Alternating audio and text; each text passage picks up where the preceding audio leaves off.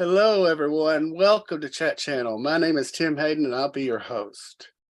We have a great show for you today. Our guest is the beautiful and talented, award-winning Yvonne Perry. Yvonne has starred in many shows, films, and theater, like winner of Frozen Dreams, To Kill a Mockingbird, Magnum P.I., Law and Order, Super Knocked Up, and more. But she's probably better known for her role as Rosanna Cabot in As the World Turns. Please welcome Yvonne to the show.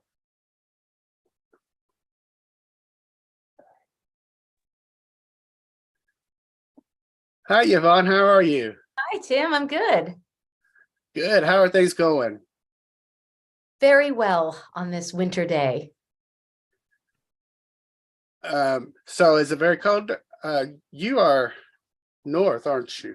I'm in upstate New York. Yes, so I was thinking. So yeah, Yep. you are probably getting it pretty good. It's right only now. about 30 today, so.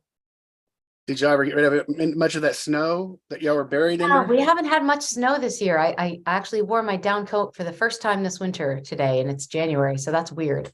Oh, so you were not near Buffalo then?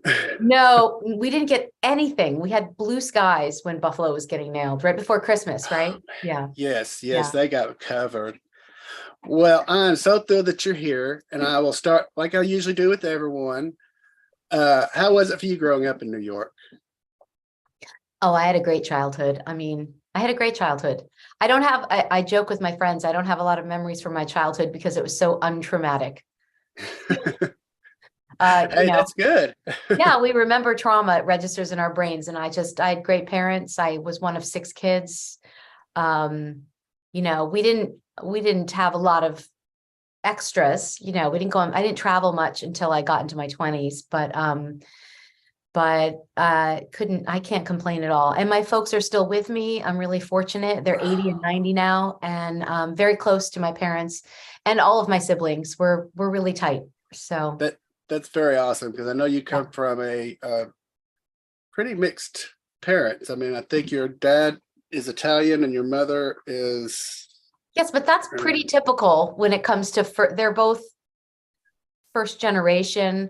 My dad's mom was born in Italy, in Sicily.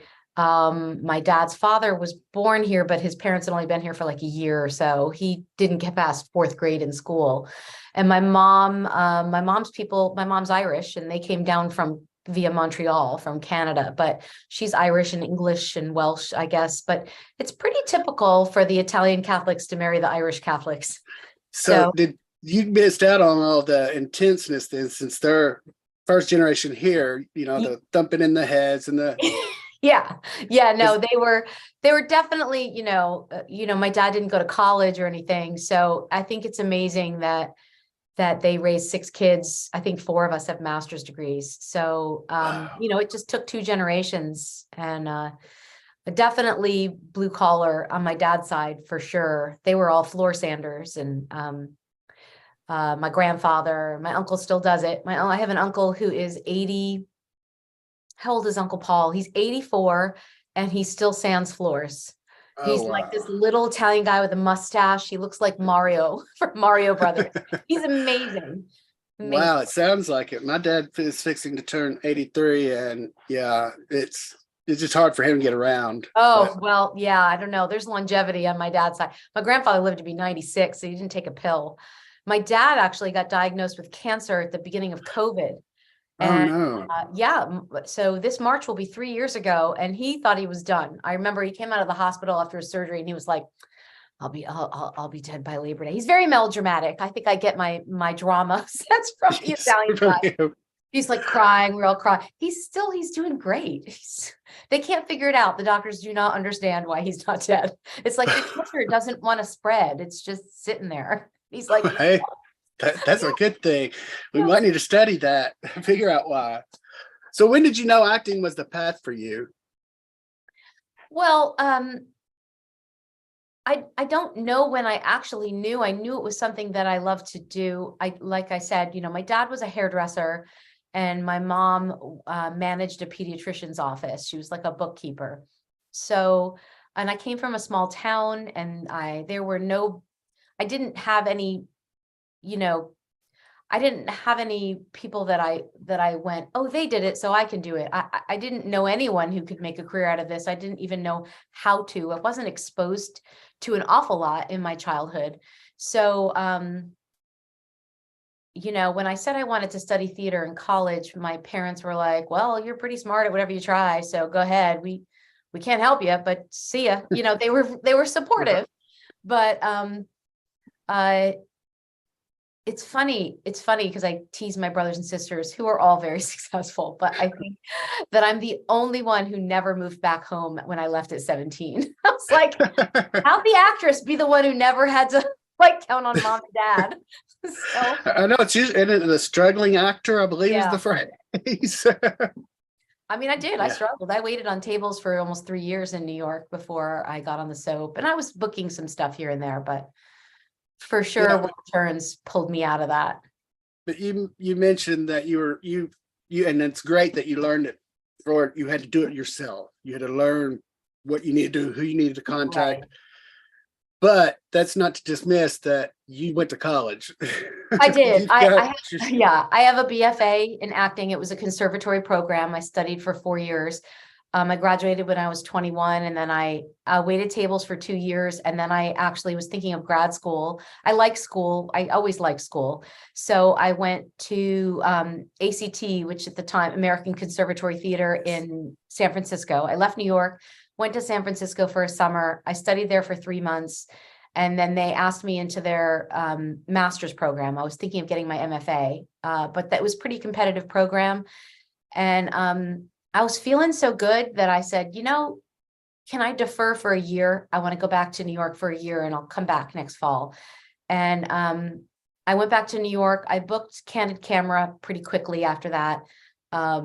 So I did Candid Camera for about 9 months. And then I was getting close on a couple soap things. And then I booked Rosanna. So I never went back to that. I never got my MFA. I did end up getting a graduate degree, but it was in theater history, not in performance.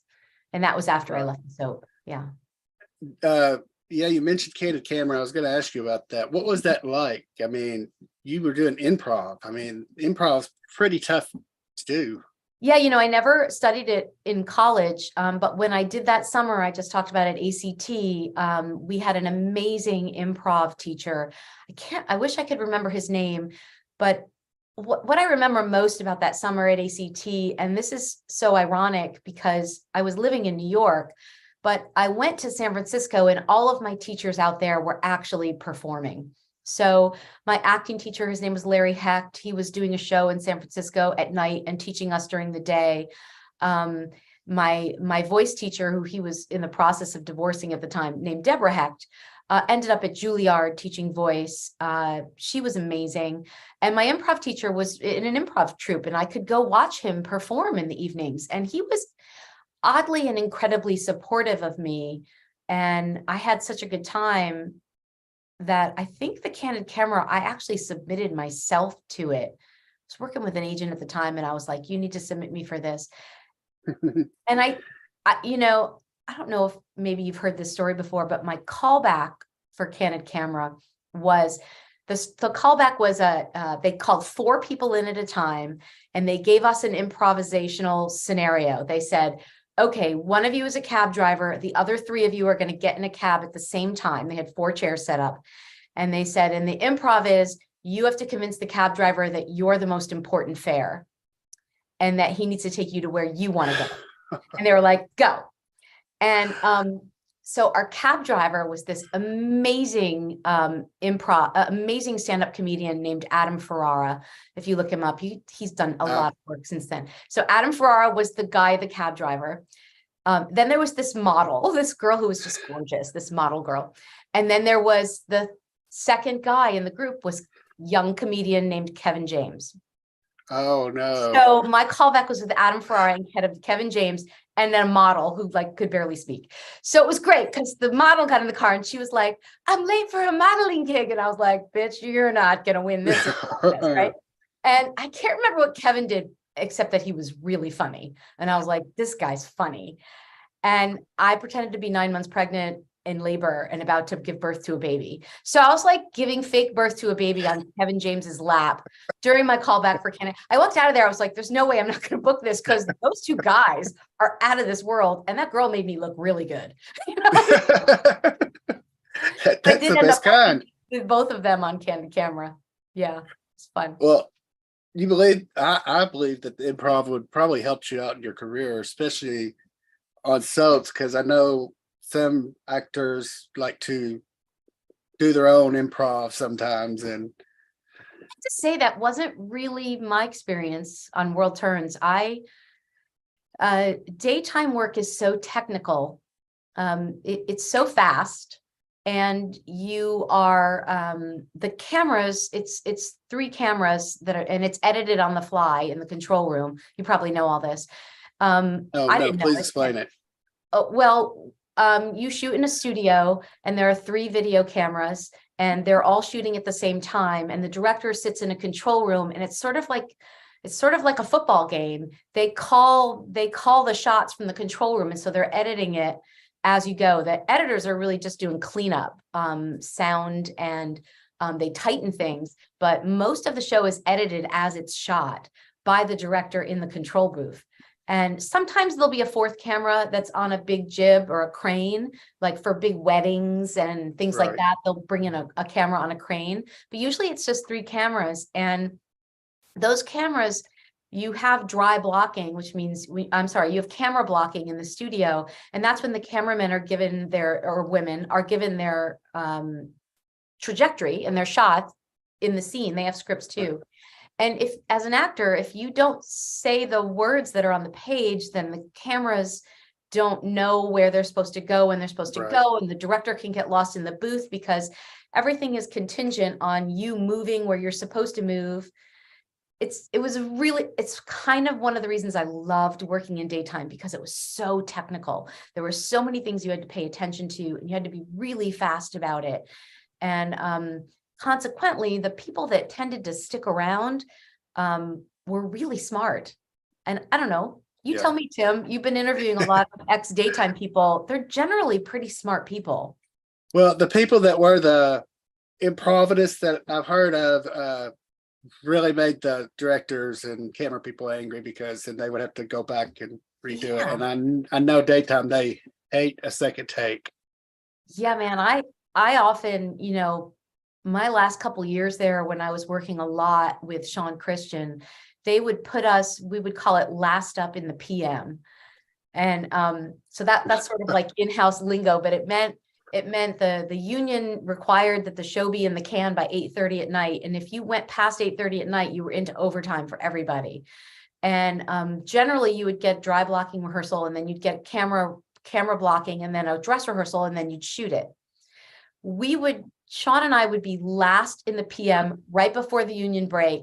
And we often would not get any camera blocking or dress rehearsal. We would go what's called straight to tape. They'd be like, we got 15 minutes to do 4 scenes in the Snyder kitchen, go. And half of that stuff that went on the air, it was the first time it ever came out of my mouth. So I got really good at I'm really good at cold readings now. That's good. That's great. Yeah, we work fast. Was Guiding Light your first soap job? I know it was only like 1 episode, but no, my first soap job was on All My Children. I played, I didn't have a name. I was called Frightened Young Co-ed. And I had a scene in a library. Somebody was kidnapped and some ransom was being dropped off in the Pine Valley College library. And I was, Michael Knight was in the scene with me. He played Tad.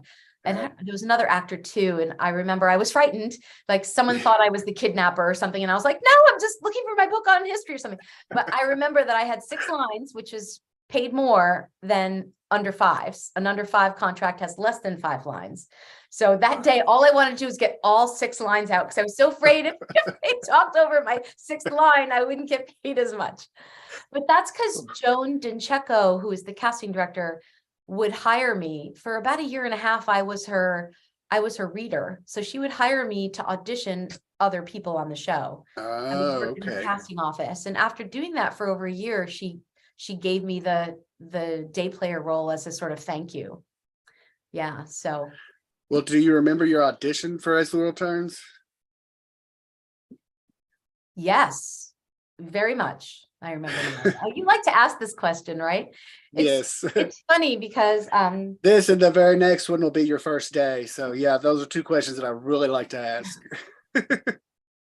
My audition for As the World Turns, I remember it was, first of all, it was with Judson Mills. He played Hutch at the time. Hutch. And Judson and I are still in touch. I actually just saw him 2 years ago. He did the national tour of The Bodyguard. He played the Kevin Costner role, and he was excellent. I saw it twice when he came through this area. So Judson, oddly enough, had been a bartender at the restaurant that I worked in. And so I knew Judson from 2 years earlier.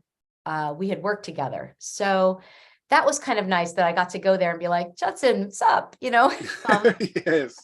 I remember that there were 8 of us. And I remember that I had just shot a commercial for the National Dairy Board for butter. And I met a guy shooting that commercial, played my husband, and he rehearsed with me for my screen test the whole day before my screen test on World Turns. So I knew that scene backwards, forwards, upside down. I felt very, very prepared. And I walked into the screen test and there were 7 other girls and we were all together in one room in like this holding room. And God, I was so intimidated. They were so beautiful. And some of them were recognizable. Several of them have gone on to have pretty good careers. And I remember calling my manager and being like, you won't believe it. And she was like, just relax and just do, you know what you have to do.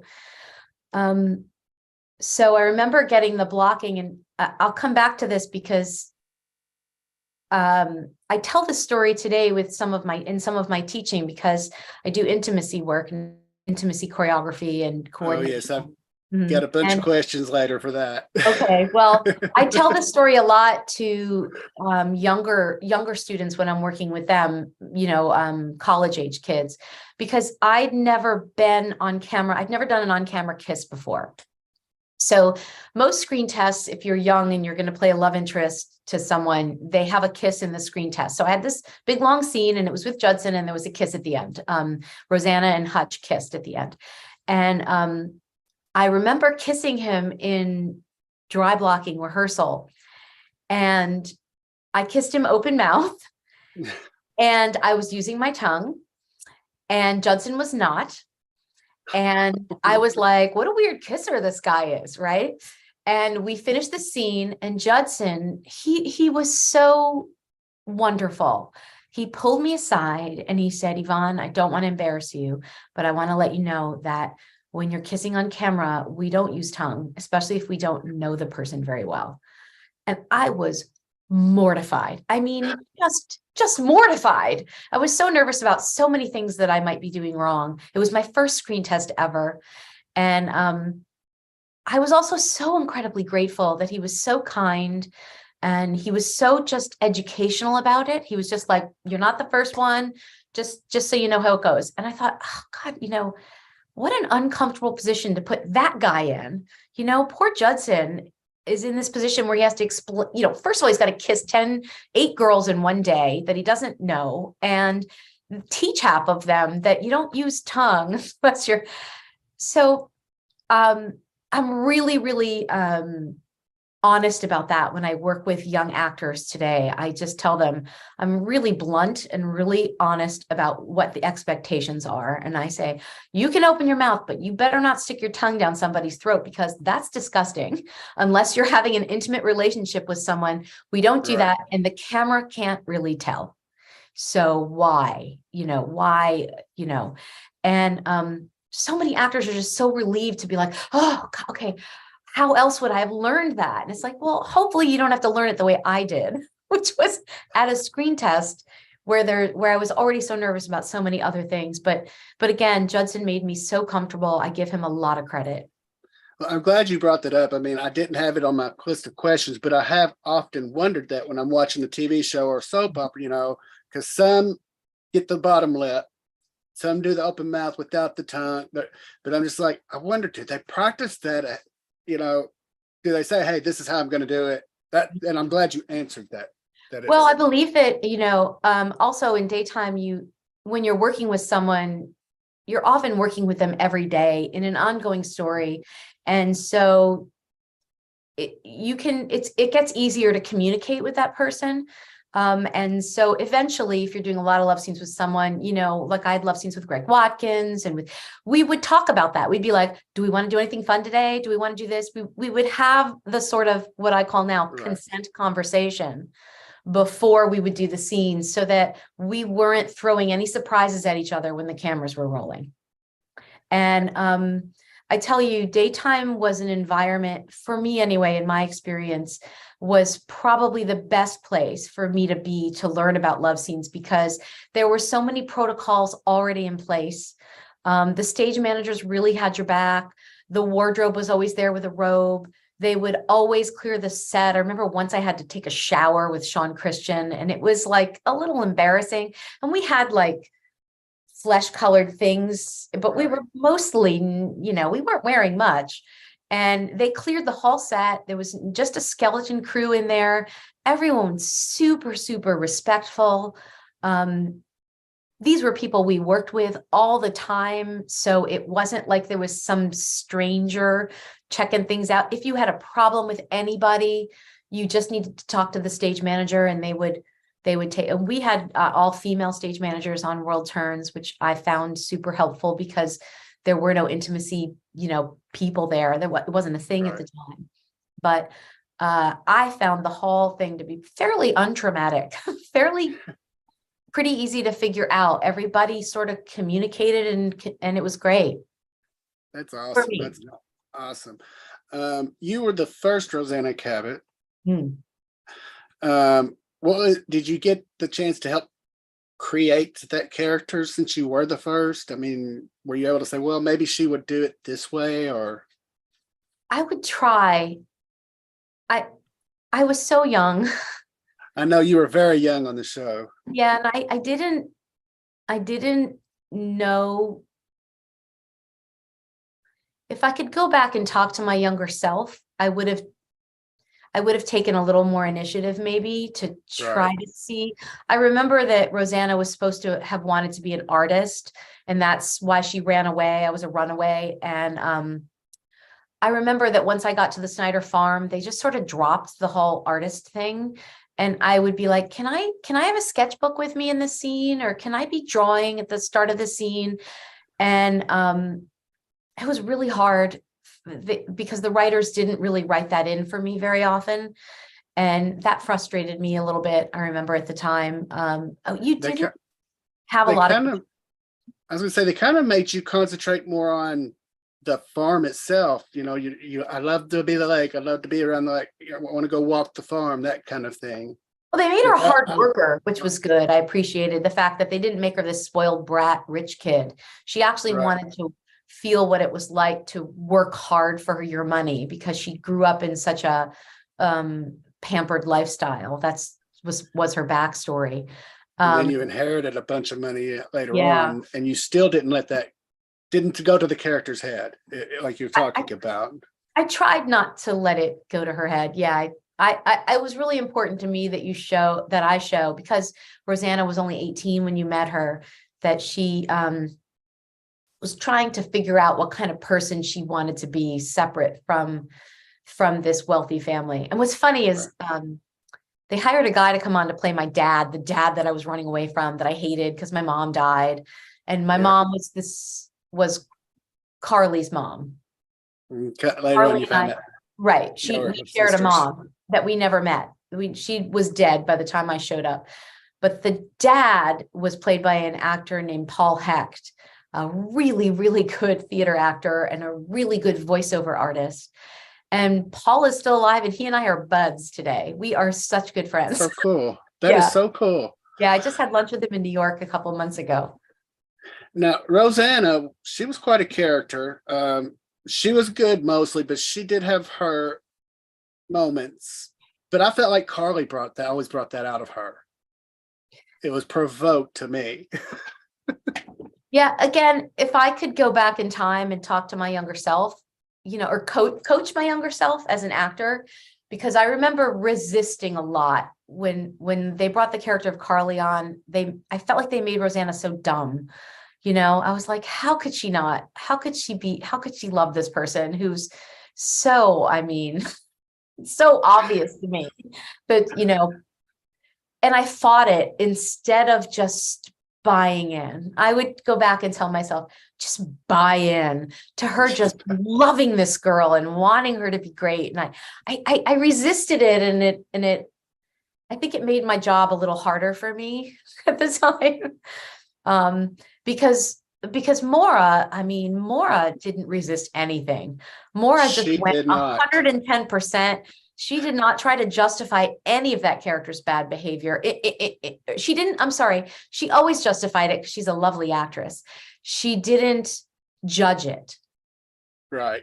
As an actress, she didn't judge Carly's actions. She just played the intention and the truth of it. And I was more judgy. And I think that I wouldn't be if I did it again today, but whatever. Well, Rosanna would think things through, whereas Carly was more of it's easier to ask for forgiveness later. Yes, for sure. For sure. Yeah. But you two had the best chemistry. Those two characters. Yeah, we were again, if I'd even gone further with the sort of like pure of heart and really just wanting to love and find what's good in her, it would have been even more interesting because the two of them were just so not opposite each other. Yeah. Well, while you were there, I just want everyone, unless someone lived under a rock and I'm aware of this, you won the Soap Opera Digest Award for Outstanding Female Newcomer. What was the first one that World Turns ever won? First one, yes. Yeah. It was, and what was that like? At a young age and winning. It's funny, so you briefly mentioned earlier that after I did those 6 lines on All My Children, I auditioned for a role on Guiding Light for Melina Kanakarides and Mulaney. What's that character's name? Elena. Yeah. I was not right for it. I dyed my hair dark. I tried really hard, but I did get it. She was so perfect for it. But I guess I did well at that audition, and that's how the casting directors remembered me for the Rosanna thing. And then they gave me this recurring day player. I actually did a couple episodes, and I worked with Rick Hurst, who played Alan Michael. Yes. And again, Rick and I still really good friends. I had the best conversation with him right before Christmas because he just moved back up. He moved back to New Jersey from Georgia recently. So he and I keep in touch, and we were great buds when I went out to LA. Well, you need to tell him it's time to do my show. He told me he would do it, but he has yet to schedule it. So. I'll tell him. I'll tell him. I love his wife. She's such an amazing woman. So I had done. Why did I bring up Guiding Light? What did you ask me? Just talking about the Soap Award, winning it. What was it like? Because the people announcing. So if you can find that, I don't know where, it was before YouTube or whatever, but the people announcing that category, it was Mark Derwin, who played Mallet on Guiding Light, and Beth Ellers, who played Harley, and Frank DeCopolis, who played who would have been your husband if you'd gotten that role. Yes, right. Frank DeCopolis. Right. So they were the 3 of them were announcing the best female newcomer. And because I had done Guiding Light, I actually knew those guys. And we had been hanging out together the night before the Soap Opera Awards. We were drinking together, having a great time in Beverly Hills. And they knew my husband, who was my boyfriend at the time. And we'd been hanging out.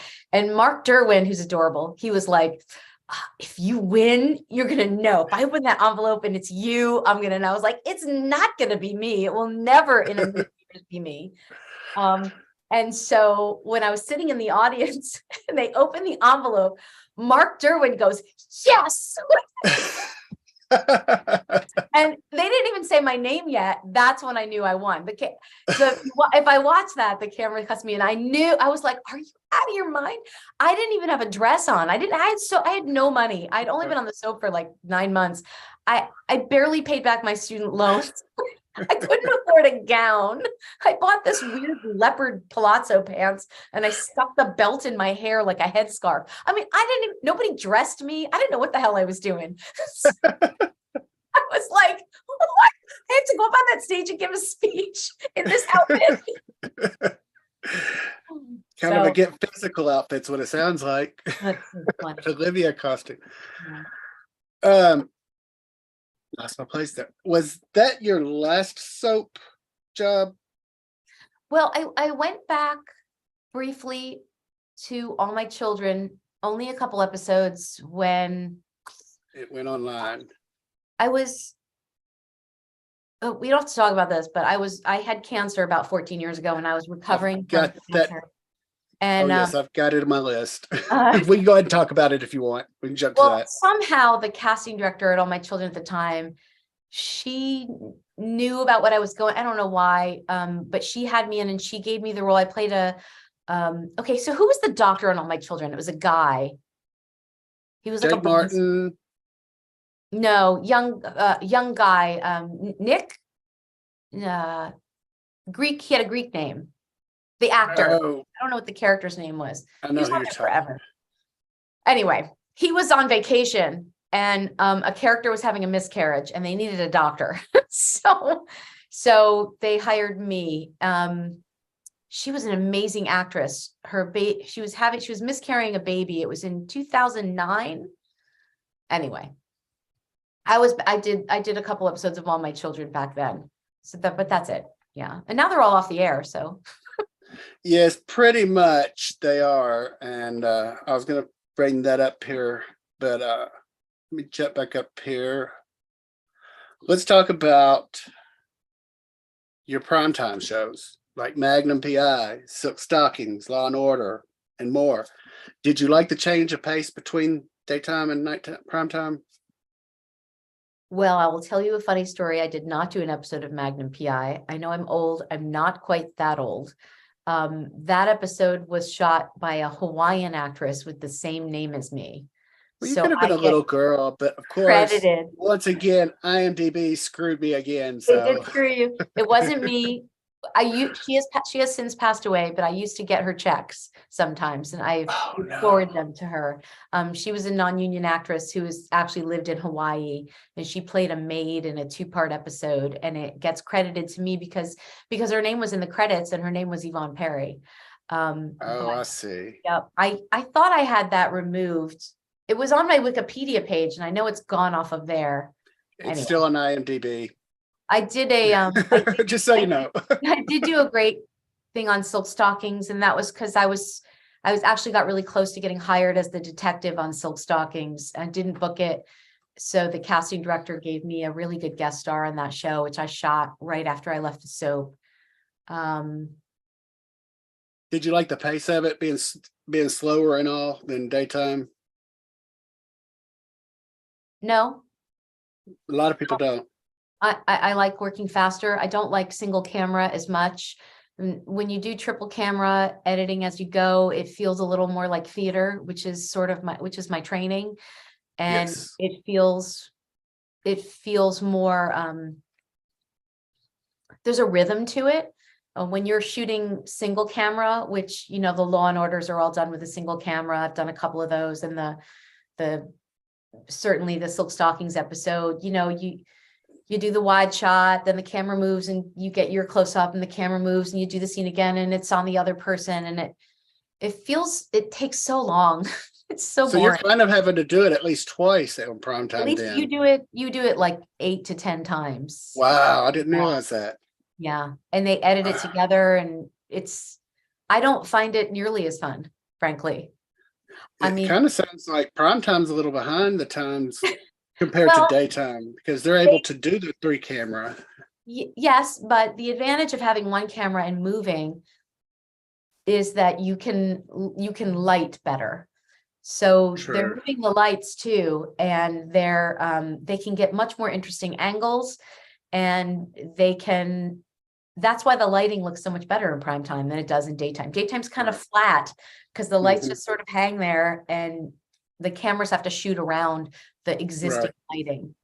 So, because daytime does look more fake lighting than versus prime time. It's a little and darker. that's why.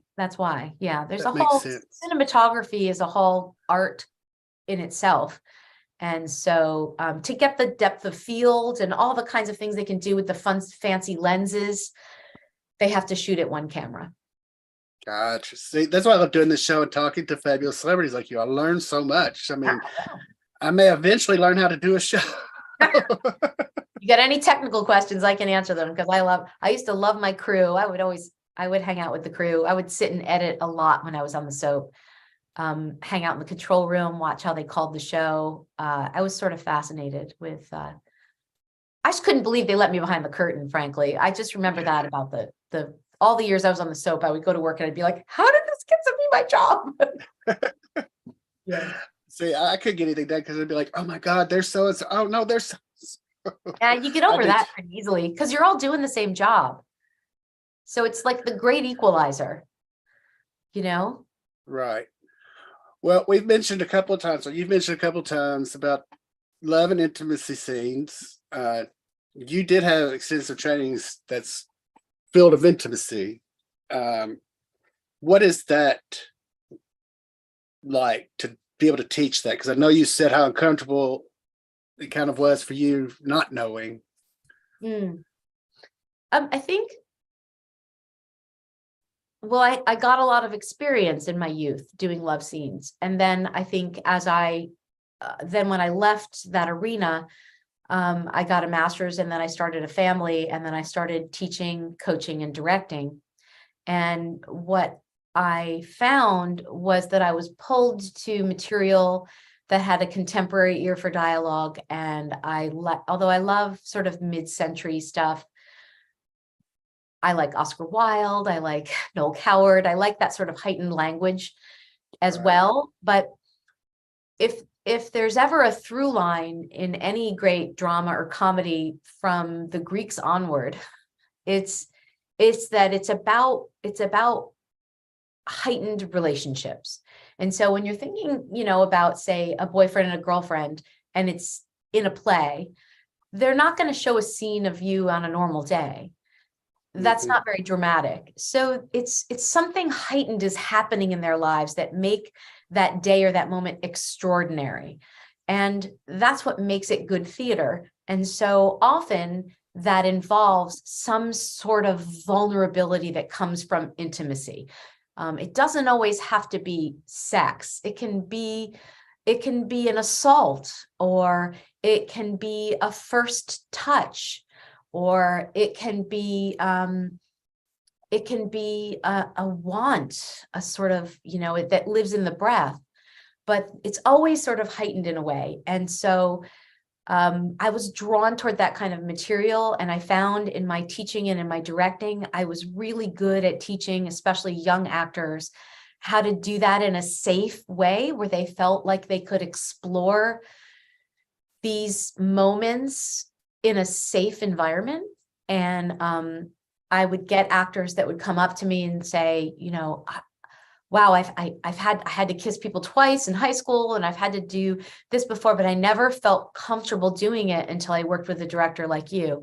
And so when I heard about this training in this new field of intimacy choreography, I thought, I think I've been doing that all along, but I would love to have a common language.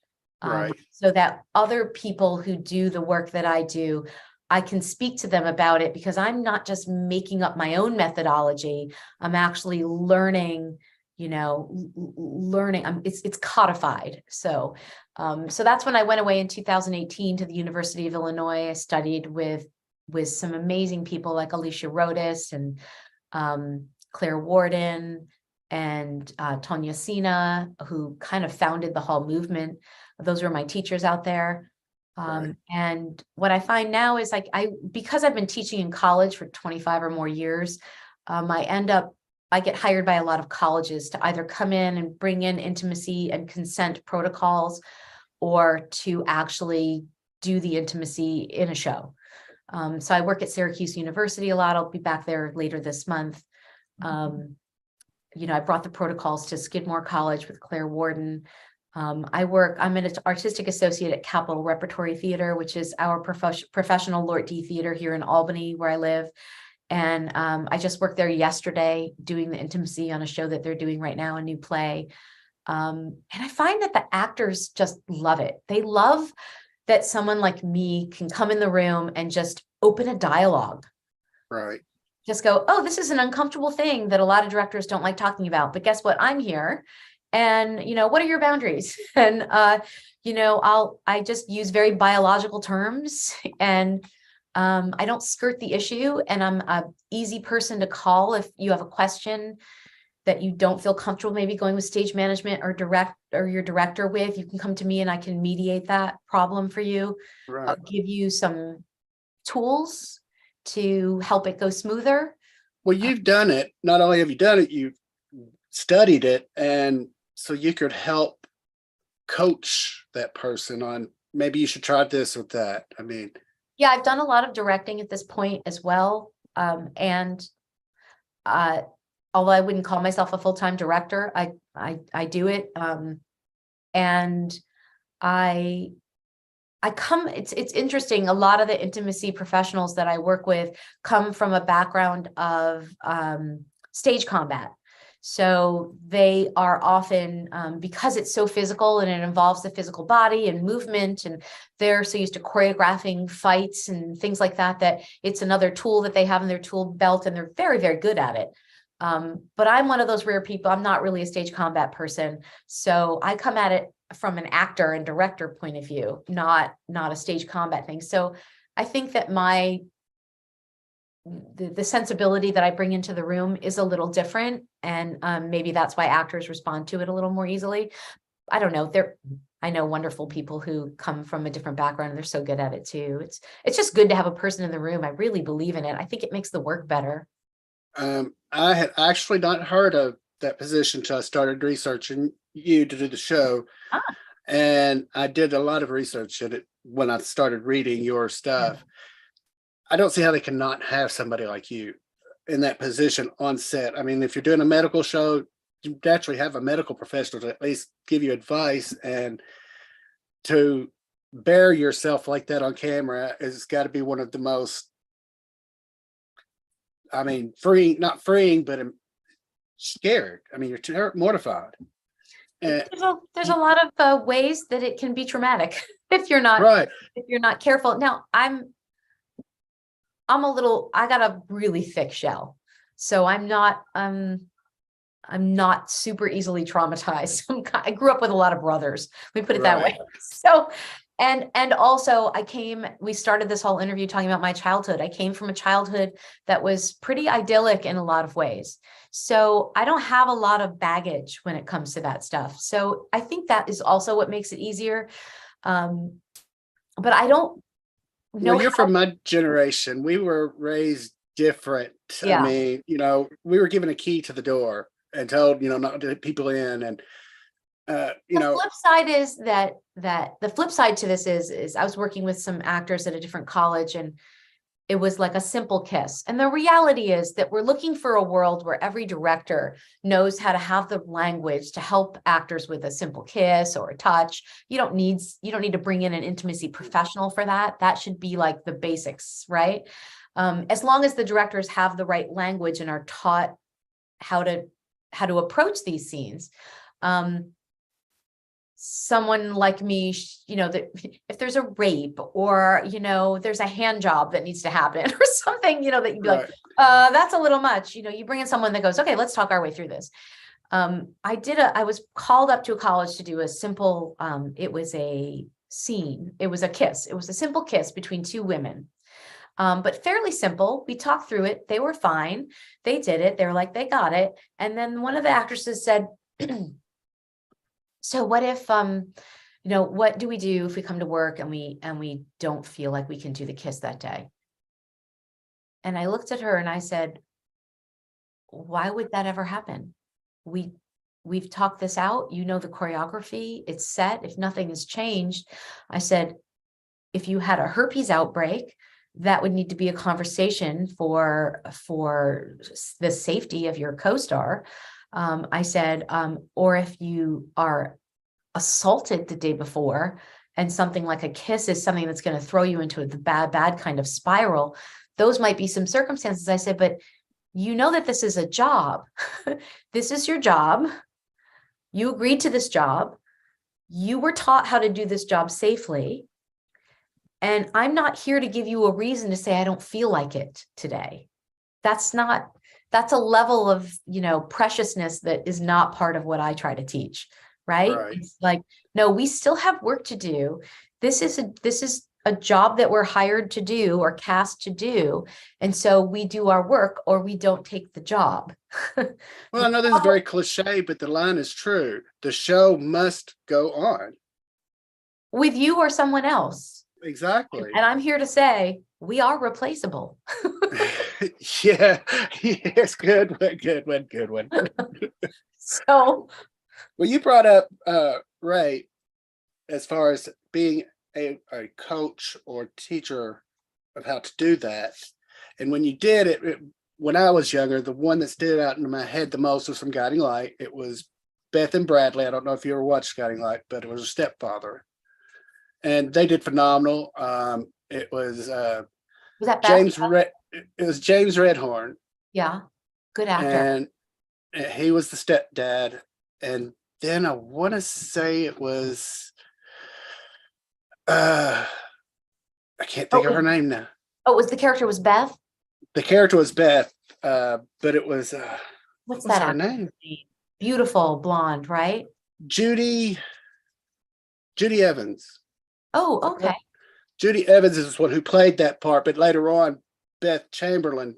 Yes, took the role I was thinking of Beth. That was around him. Okay. Right. Judy was the first one. She was one that had to go through all of that rape scene, and that was early '80s, and I think that's why it stood out because I was young then. Yeah. But of course, my parents watched. My mom watched it. My aunts, my grandmother. We didn't have any choice. We had to watch it. Is that the type of things you would do? Because I know they didn't back then. Didn't have anything like that. Would you go in and help people learn how to do that in an appropriate way? Yes, for sure. I mean, I know it's not intimate, but it is part of an intimacy. It's an unwanted one. Oh yeah. Any time that you are in someone else's space, personal space, right? Right. And having to touch them in a way that is at all sexual, that's intimacy. So it could be a rape or an assault, as easily as it could be stroking your hair like you just did. Yeah. Someone stroking your hair like that. But sometimes it's the intention, right? So I could stroke my hair and it's like I'm a hairstylist and I'm just fixing it. But if the intention is power or control or want or desire, then things like eye contact and breath can help tell that story. And someone like me can come in there and be like, okay, by just breathing in when the finger grazes your ear, we can tell a completely different story than we would if you just sat there and, we're looking off in this direction, and that's the kind of subtle stuff that any actor that has any kind of training or love for this is going to go, yes, that's awesome. Let me try that, and once you give an actor control, no matter how traumatic it is they're trying to play, if the actor feels like they're in control of that situation and they know what the story is that they're trying to tell, then they're going to do it better. And it's awesome, and they're not going to get traumatized because of it. I agree 100% with that. I can only hope that Judy Evans was okay after that. Oh, she did phenomenal. Yeah. I mean, that she felt okay, that she had people around her and she felt support. I've talked to Ellen Dolan about this a lot. Her character, do you remember Margot got raped on World Turn? And in fact, the year that I won the Soap Award, Ellen won one that year too. And I believe that was her storyline. Right. Yeah. And Ellen did an amazing job when her character was raped. And she and I are we're pretty good friends right now. It's so funny. We've really gotten back in touch with each other lately because we have daughters the same age. But she was an experienced enough actress at that time and a communicative enough actress with her crew and her director to, and you could ask Ellen about this if you've ever talked to her, but talking, nice English, you know. You're talking my language there. Talking to you. I think she did really well with that storyline, and she was very proud of her work there, and she was not, I don't think that the takeaway for her was very traumatic. I think she just was proud of her work. Well, maybe we could have her on, maybe, because I've had a lot of requests to put together an As the World Turns reunion. Mm-hmm. And I've got like Scott Bryce has said yes, Justin Dees. Isn't he the best, Scott Bryce? Oh God, I love that. He is, oh my gosh, that man. I had him on a few weeks ago. He was so phenomenal, so kind, so kind. Good actor. Oh my God. Yes. Actually, when I interviewed him, he had just been on Blue Bloods, an episode of Blue Bloods. That I don't watch the show. I'm sorry, ABC, but no. I've tried a couple times. I did watch his episode, and he's intense. He's just good. I mean, he's fun. Rosanna didn't get to work with him very much at the time. He played Craig, and I know eventually they had storyline together, but Rosanna was a different actor and Craig was a different actor. But when I was on the show, Craig was played by Scott, and I used to come down just to watch his scenes tape because I just thought he was so good. And whoever wrote for him was so great because they were able to make him a bad guy, but then was able to bring him back to being on the good side, which is very hard to do an arch like that. Yeah. You have to like the character. A likable bad guy. Yeah. Yes, exactly. Well, I'm going to shift gears a little bit. We had Lauren B. Martin on last week, who you were friends with. Her character had played her character went through breast cancer on the show. And I believe it was 2008, you shared your real life battle with breast cancer publicly and on a blog. First, let me say I'm over the moon that you survived. I mean, God is great. Are you still cancer free at this time?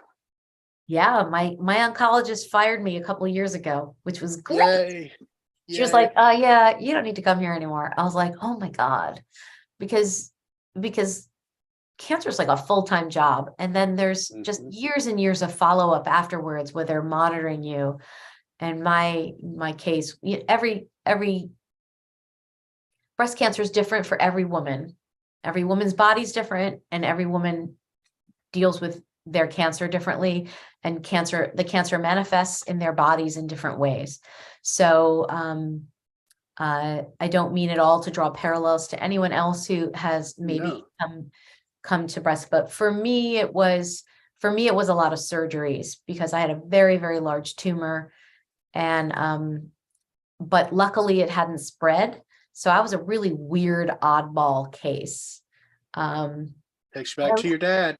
Yeah, I know. They were like, we can't figure out why this isn't killing you. This should have killed you months, if not years ago. You got good genes. Oh, you remember those boobs. Rosanna had some boobs back then. And there was a lot of room for that tumor to hide in, if you know what I mean. Oh, yes. For sure. Yeah. So what made you decide I'm glad you did, but what made you decide I'm going to go public? I want people to know.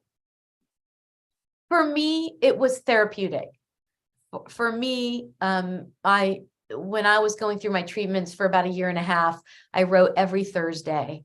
And I had like an email blast. It was before blogs. I think it's still somewhere online. I don't really know where it is. I don't think it's on my website anymore. I don't think you can find it. I found a couple of excerpts from it, but I think the blog's been taken down. Yeah. I'm just one of those people where I was like, this is going to be a chapter. This is not going to be my story. It's not going to be the most exciting thing that happened in my life or the most interesting thing that happened in my life. But while I was going through it, it was very all-encompassing. And I was learning and dealing with so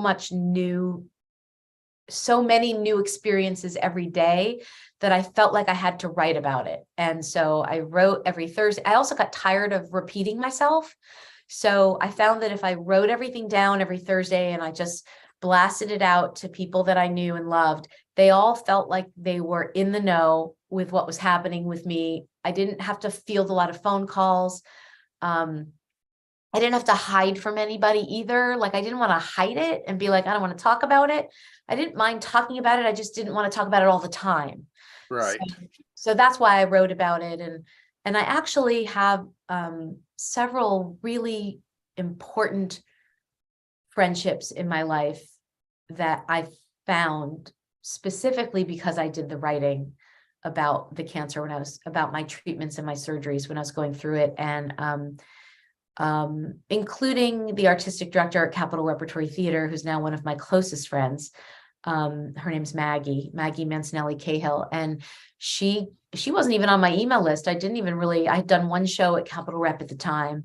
So she knew who I was for sure. She directed me, but we weren't friends. And someone kept forwarding her my blog every week. And she said, I feel like I got to know you on a level that was so different than our working relationship that I was like, I want to know her actually. And we have an amazing friendship and also working relationship now. I do a show almost every season at Capitol Rep now. And that was a place that I lived in Albany for 8 years before I could get on that main stage. It was very hard for me to not be thought of as just a daytime actress, Right. Well, I know I love that you used your platform for that. You helped so many women without knowing you did, because there's a stigma a lot of times with women who have breast cancer that it's shameful, that it's, something you don't talk about. When in reality, the more you talk about it, the more women will check themselves. And you need to destigmatize it, you need to demystify it. And, that's how I felt about it anyway. I mean, my college roommate had cancer 2 years ago, breast cancer, and her reaction we're very close, but her reaction was very, very different. She didn't want to talk about it. She sort of hid herself from the world. And COVID was going on at the time too. And that's okay too. I mean, everybody's allowed to deal with it their own way. right. It's like, I could just share my experience. And, I found that I've given several speeches with the American Cancer Society since then. And I've certainly had many a woman reach out to me that I didn't know, just with some questions. And I'm happy to talk to anyone about it. Now I work with Sloan Kettering. I do a benefit every year for a program they have called Visible Ink, which is a writing program. If you're going through cancer treatment at Sloan Kettering, which is a big hospital in Manhattan, if you've never heard of it, one of their adjuvant therapies that they offer there is a writing workshop, where if you're going through treatment, you can work with a published author to either write about it or write not even about your cancer, but just write, using writing as a tool for therapy. And then some of the writings get curated and then get performed by professional actors for a benefit for doctors and nurses and families every year.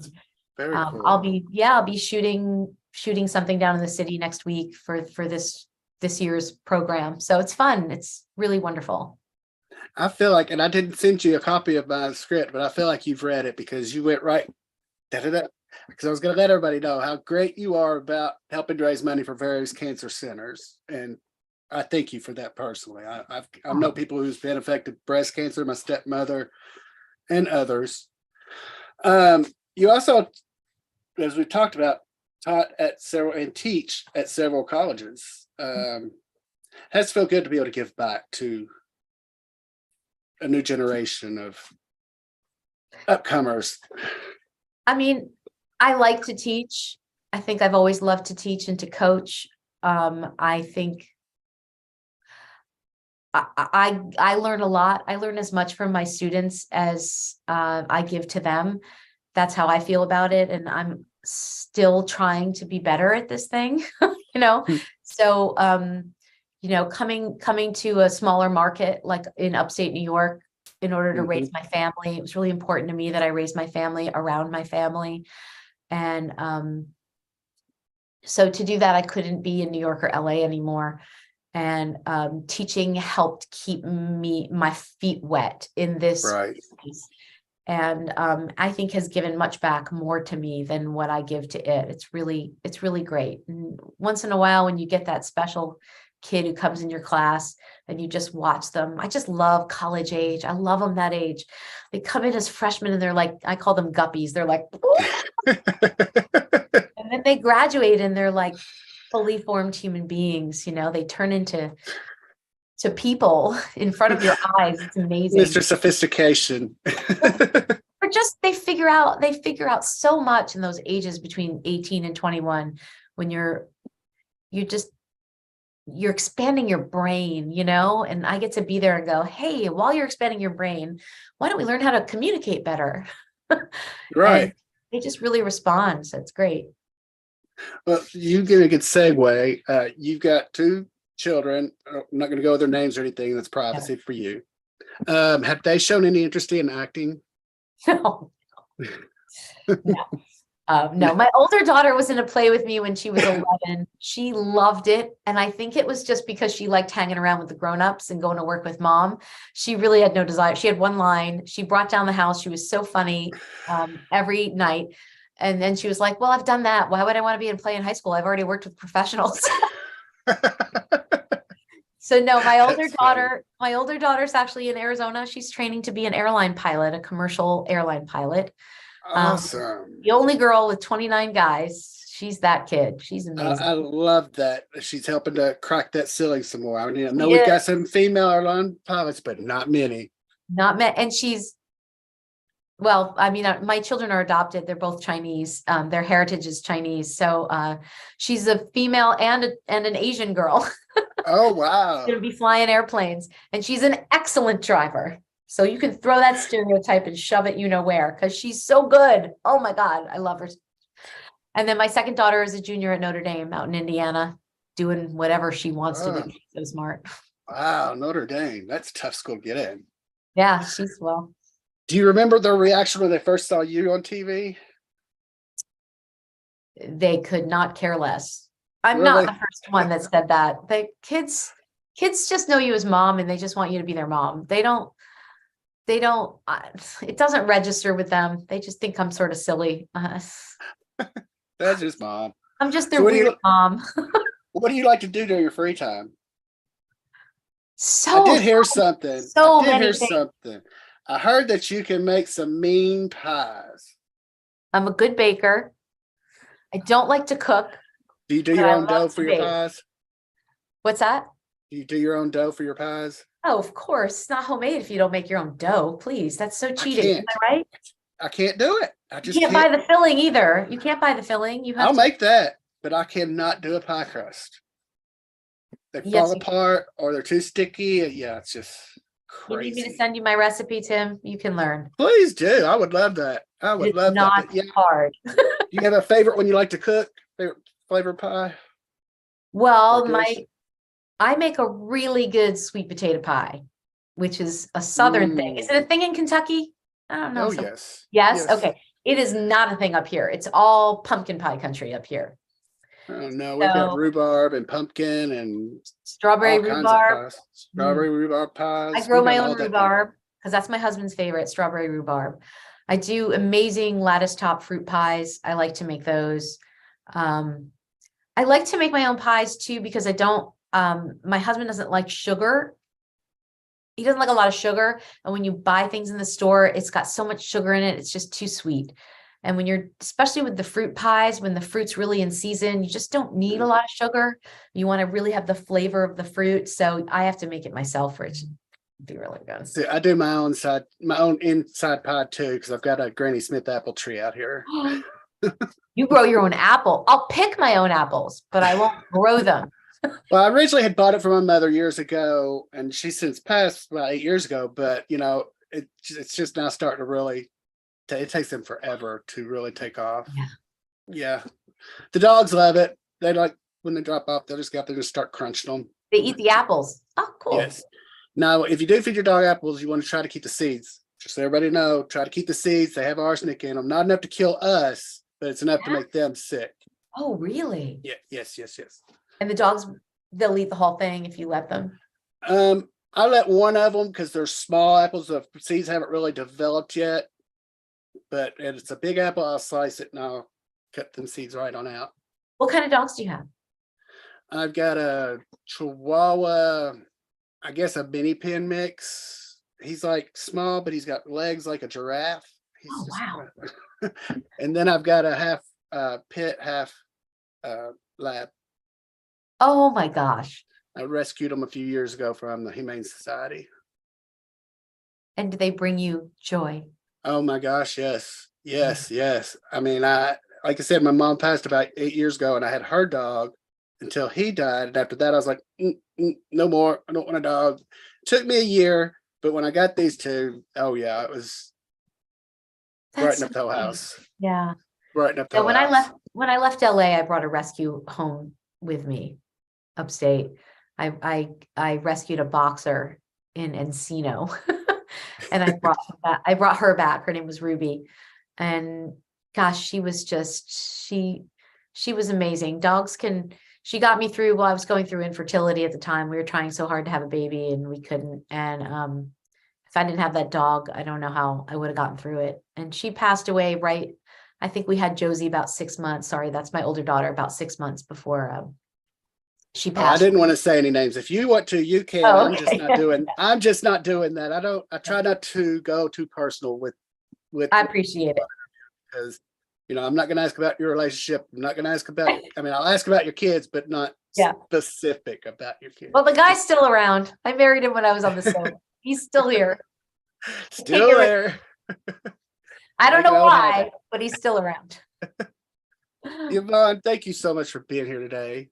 I had so much fun here. Well, it's a pleasure talking with you. And Laura's doing great. You had a good time talking to Lauren Martin? Oh, yes. Lauren is phenomenal. Yep. She's the other that agreed that she would come back as well. Yeah. So I hope you will too. Yeah, you let me know. We'll get something if I'm available, I will. Yeah, of course. Right. And coordinating is not my strong suit. So I'm a little hard to pin down, as you can tell. It's because of this industry. I just do too many different things. Every day I wake up and I go, where am I working today? What am I doing? Yeah, well, when I've got Scott and Lauren and others, maybe Martha or somebody, you'll find a time. Okay. You just keep me in the loop. I absolutely will. If you want to hang out in the waiting room for a few moments, I'll be right back there. Okay, great. Bye. Bye, Thank everyone. you. You have a great day. I'd like to thank Yvonne Perry for being here today, chatting with us. I'd like to thank the Necrotizing Fasciitis Foundation for sponsoring our show. If you would like to know more about necrotizing fasciitis, please visit www.necfash.org. Also, subscribe to our YouTube channel for more upcoming episodes. Please remember to be kind to one another. Until next time, everyone have